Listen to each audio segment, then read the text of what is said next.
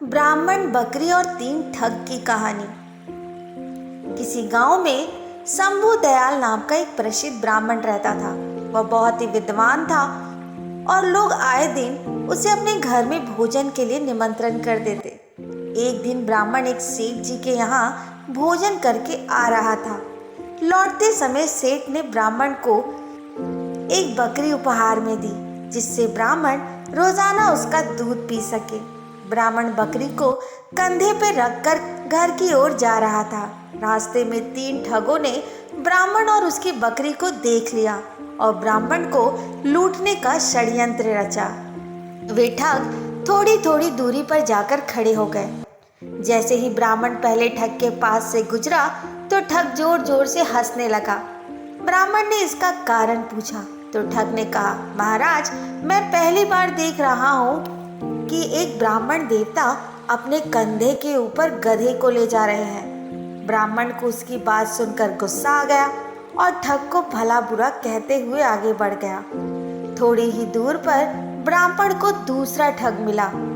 ठग ने गंभीर स्वर में पूछा, हे ब्राह्मण महाराज, क्या इस गधे के पैर में चोट लगी है जो आप इसे कंधे पर रख कर ले जा रहे हैं? ब्राह्मण उसकी बात सुनकर सोच में पड़ गया और ठग से कहा, तुम्हें दिखाई नहीं देता कि यह बकरी है, गधा नहीं? ठग ने कहा, महाराज, शायद आपको किसी ने बेवकूफ बना दिया बकरी की जगह गधा देकर। ब्राह्मण ने उसकी बात सुनी और सोचता हुआ आगे बढ़ गया। कुछ ही दूरी पर उसे तीसरा ठग दिखाई दिया। तीसरे ठग ने ब्राह्मण को देखते हुए कहा, महाराज, आप क्यों इतनी तकलीफ उठा रहे हैं? आप कहे तो मैं इसे आपके घर तक छोड़कर आ जाता हूँ। मुझे आपका आशीर्वाद और ये पुण्य दोनों मिल जाएंगे।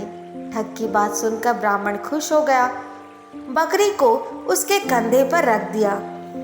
थोड़ी दूर जाने पर तीसरे ठग ने पूछा, महाराज, आप इस गधे को कहाँ ले जा रहे हैं? ब्राह्मण ने उसकी बात सुनी और कहा, भले मानुस, ये गधा नहीं बकरी है।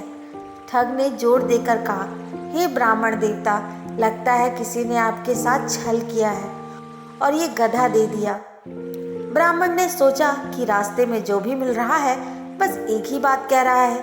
तब उसने ठग से कहा, एक काम करो, ये गधा मैं तुम्हें दान कर देता हूँ, तुम इसे रख लो। ठग ने ब्राह्मण की बात सुनी और बकरी को लेकर अपने साथियों के पास आ गया। फिर तीनों ठगों ने बाजार में उस बकरी को बेचकर अच्छी खासी कमाई ले ली और ब्राह्मण ने उसकी बात मानकर अपना नुकसान कर लिया।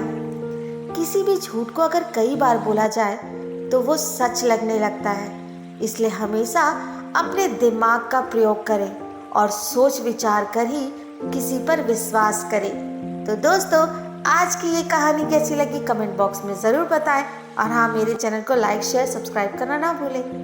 धन्यवाद।